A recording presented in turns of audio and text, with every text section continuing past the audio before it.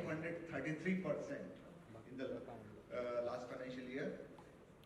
Our total sanction in renewable energy sector was 1,36,516 crore as compared to 21,554 crore in the previous year. The renewable sector comprised of solar, let me give you a breakup of 1,36,516 crore. Solar comprised of 20,956 crore as compared to previous year's 9,301 crore. The module manufacturing, we sanctioned about 21,565 crore. Large hydro projects, 32,450 crore.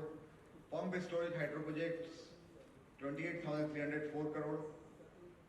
Green hydrogen and green ammonia projects worth 7,997 crore. Electric mobility segment, we have sanctioned 7,214 crore. Wind turbine manufacturing capacity, for which we have sanctioned about 3,195 crore. Wind power, 3,453 crore. Hybrid solar and wind, 10,098 crore. These are the highlights of the various sanctions which we have issued in renewable energy portfolio. Let me reiterate the commitment given by REC that we are committed to increase our renewable energy portfolio by 10 times. Last year, our outstanding loan from renewable energy sector was about 35,000 crore, and with this kind of sanction which has happened for amounting to 1,36,000 crore last year, and in the current year we have huge pipeline of renewable energy project more than 1,50,000 crore. We are quite confident that our asset under management from renewable energy portfolio will see tenfold increase. By the year 2030, our renewable energy portfolio will increase to about 3 lakh crore. Our total sanction, total outstanding loan, that is asset under management, has increased to 5,09,000 crore, and this year we have seen growth of 17% of our asset under management. Last year the growth under AUM was 13%. We hope to sustain this growth momentum of minimum 15 to 18% growth will happen in next 3 to 4 years. That's why we are quite confident that our asset under management will increase to about 10 lakh crore by the end of 2030. The total disbursement in the last financial 2023-24 went up by 67%. In the previous year, disbursement was about 96,846 crore. It increased to 1,61,462 crore. The revenue from operation in the annual report went up by 20% from 39,208 crore to 47,146 crore, and we have been able to achieve the MOU target, the ambitious target given by the Department of Public Enterprises. We have exceeded this MOU target. They had given target of 47,000 crore, and we have been able to achieve revenue from operation of 47,146 crore, 146 crore. Our total income has also increased by 20%. From 39,253 crore in the previous year, our total income stood at 47,214 crore. The net interest income has also gone up by 18%. Our net interest income has increased from 13,714 crore in the previous year to 16,167 crore in the financial year 2023-24. We have earned the highest ever profit after tax. Net profit has increased to 14,019 crore. It saw a jump of 27% from the previous year's 11,055 crore. The total comprehensive income of REC has increased by 49% from 10,084 crore. It has increased to 15,063 crore. The yield on our loan has increased by 26%, 26 BPS from 9.73% to 9.99%. The average cost we have made our endeavor to reduce the cost of funding. We have increased our external commercial borrowing because we have been able to raise external commercial borrowing below 7%, while our domestic borrowing rate has been more than 7%. With a suitable mix of external commercial borrowing, we have been able to bring down our average cost of fund by 15 BPS from 7.28%. The average cost of fund has been reduced to 7.13%. The spread has also improved by 41 BPS from 2.45% to 2.86%. It has added that our net interest margin has improved by 19 BPS from 3.38% to 3.57%, and we are quite confident that we'll be able to sustain net interest margin of more than 3.55% in the years to come. Our return on net worth was 22.17%. Our market capitalization in the last financial year has increased by 290% from 30,400 crore market capitalization. Our market capitalization at the end of 31st March 2024 was 1,18,757 crore. With the improvement in our asset quality and effective resolution of the stressed asset, we have been able to bring down our gross NPA. Our net NPA has also come down. The net NPA has come down to 0.86%, and the number of assets are in the process of resolution. A lot of operating assets like KSK Mahanadi, Hiranmaye project, then Sinnar project. The process under NCLT has already commenced, and we quite hopeful that we will be able to resolve this stressed asset in the current financial year, and we are targeting to become net zero NPA company by the end of this financial year. Our capital adequacy ratio is quite comfortable at the rate of 25.82% at the end of this financial year. Continuing with the tradition of reward to its shareholders, our board of directors has declared the final dividend of 5 rupee per equity share on face value of rupee 10 each. The total dividend for the financial year 2023-24 stands at 16 rupee per equity share. First interim dividend was 3 rupee per share, then 3.5 rupee, then 4.5, and the final dividend which we have declared today is 5 rupee per equity share. The total dividend in the financial year 2023-24 stands at 16 rupee per equity share. That is the highest ever dividend declared by REC.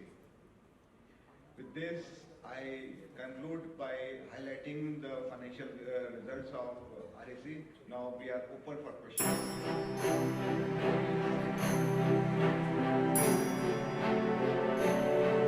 बहुत धन्यवाद आपका इस सवाल पूछने के लिए। मैं VK Singh हूँ, डायरेक्टर प्रोजेक्ट REC में।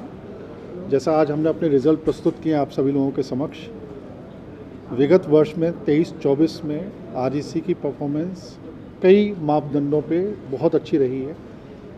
इस साल में, गए साल में हमने 3,58,000 करोड़ के सैंक्शन किए नए प्रोजेक्ट, और ये जो नए प्रोजेक्ट सैंक्शन किए हैं ये बहुत डिफरेंट सेक्टर्स में हैं। ये जनरेशन में है, ट्रांसमिशन में है, डिस्ट्रीब्यूशन में है, रिन्यूएबल में है, इंफ्रास्ट्रक्चर्स में है, ई मोबिलिटी में है, रिन्यूएबल की डिफरेंट टेक्नोलॉजीज़ हैं, पावर पम्प्ड स्टोरेज प्रोजेक्ट्स उनमें हैं।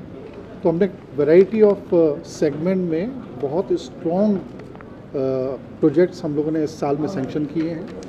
इसके साथ साथ हमारा डिसबर्समेंट भी इस साल में हाईएस्ट एवर डिसबर्समेंट गया है, और साथ ही जो प्रॉफिट है जो कि हमारे बिजनेस के साथ ही लिंक्ड है वो भी हाईएस्ट एवर 14,000 करोड़ के आसपास हम लोगों ने इस पूरे साल में प्रॉफिट किया है।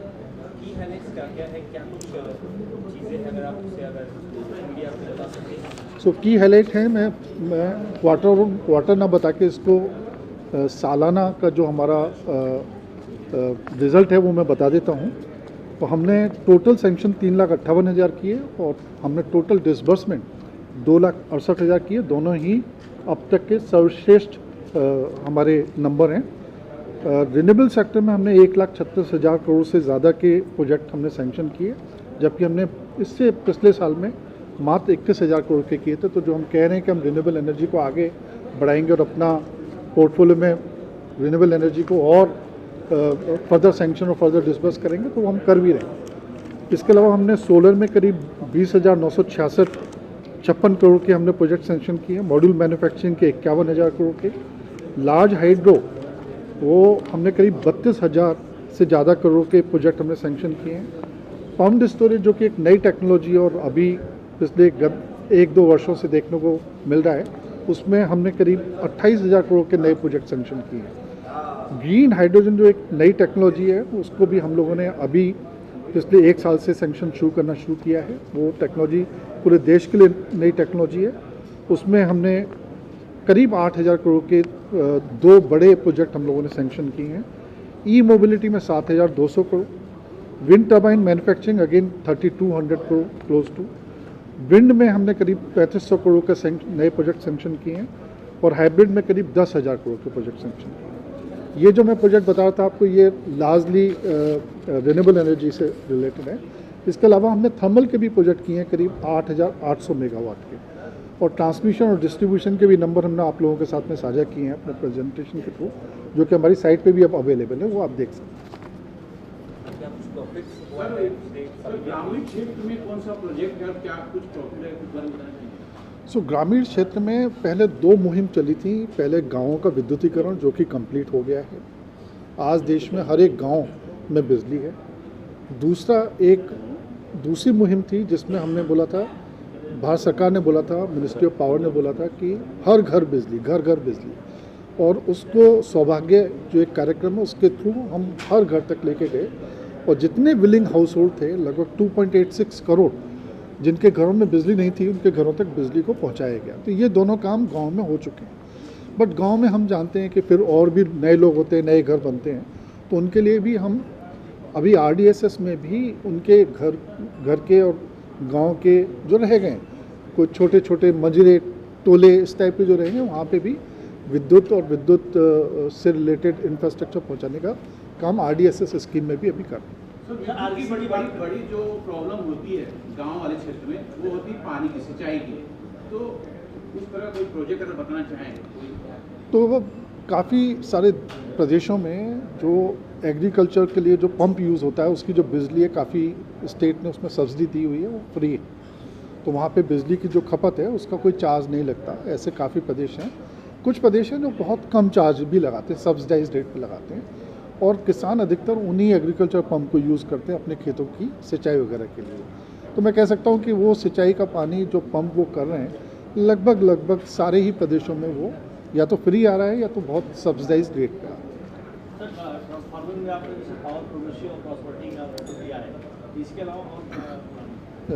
दोबारा पूछिए। तांसो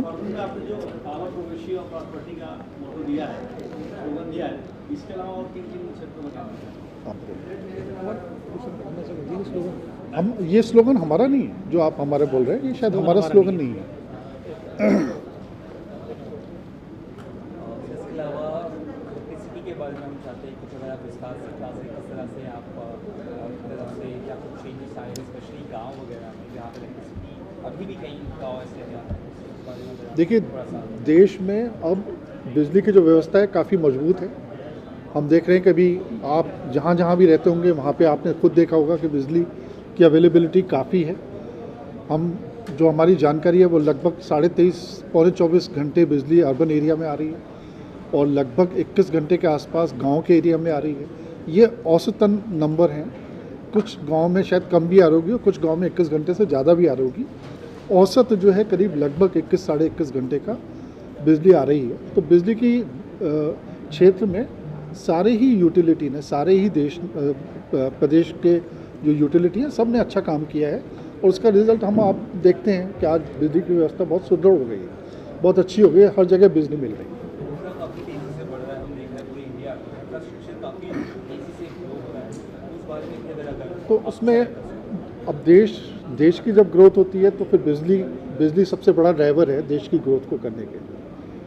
और उसमें जैसे जैसे ग्रोथ आगे बढ़ेगी बिजली की डिमांड भी आगे बढ़ेगी, और वो हमने देखना शुरू भी किया है। बिजली की डिमांड को बढ़ने की वजह से काफ़ी नए नए बड़े बड़े संयंत्र, जिनको हम बिजली घर बोलते हैं या पावर हाउस बोलते हैं, उनका निर्माण अभी तय किया गया है और काफ़ी निर्माणाधीन है, चल रहे हैं जिनके प्रोजेक्ट डेवलपमेंट में।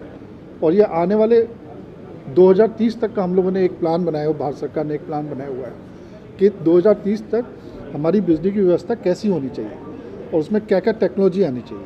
तो उस सबका एक डिटेल में प्लान है जो कि करेंटली अंडर इम्प्लीमेंटेशन। अब हमारे CMD लगभग फ्री हो गए, तो अब CMD के साथ भी कर लें, वरना आपके सवाल खत्म हो जाएंगे। अभी भी काफी जगह है ऐसा कि सोलर लाइट उससे वंचित बताइए। Solar is emerging.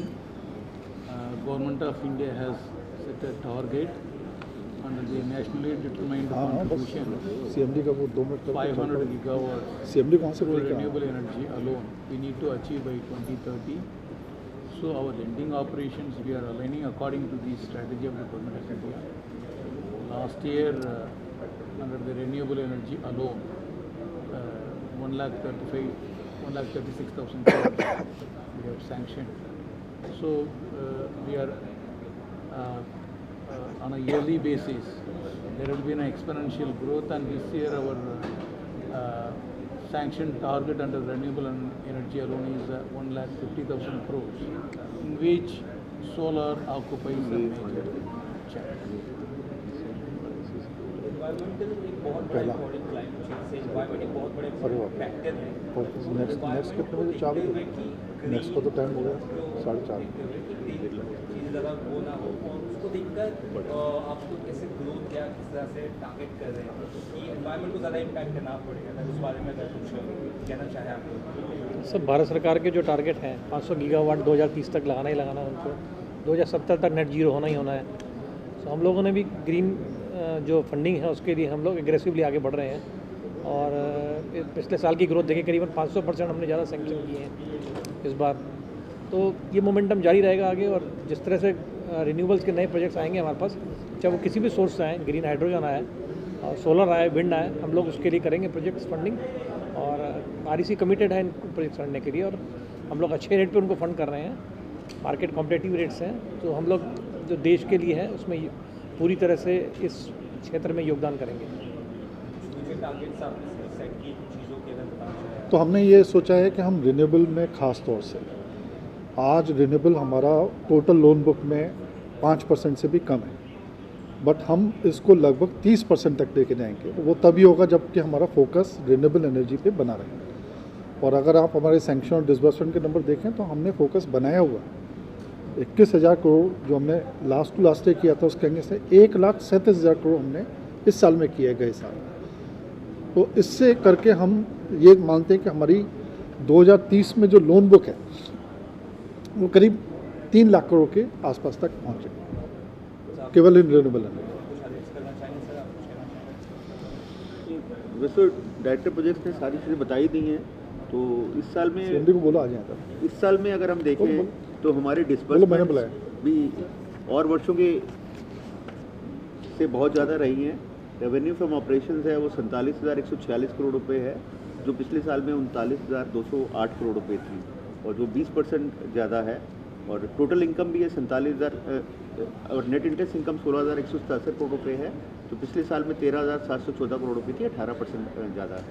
तो नेट प्रॉफिट इस बार ऑल टाइम है ही है, जो आज तक कभी अचीव नहीं हुआ, 14,019 करोड़ रुपए है, जो पिछले साल में सिर्फ 11,055 करोड़ रुपए था, तो 27% की बढ़ोतरी हुई है। इससे टोटल कॉम्प्रिहेंसिव इनकम वो भी 15,063 करोड़ रुपए है, जो पिछले साल में 10,084 थी, जो कि 49% की बढ़ोतरी है। तो इसी तरह यील्ड जो है वो भी हमारी बढ़ी है, और कॉस्ट ऑफ बोरिंग भी कम हुई है, जिससे कि स्प्रेड और निम भी कंपैरेटिवली मेंटेन रहेंगे। तो यहाँ वाला रहने दें फिर CMD का। Thank you sir, thank you very much. Thank you so very much.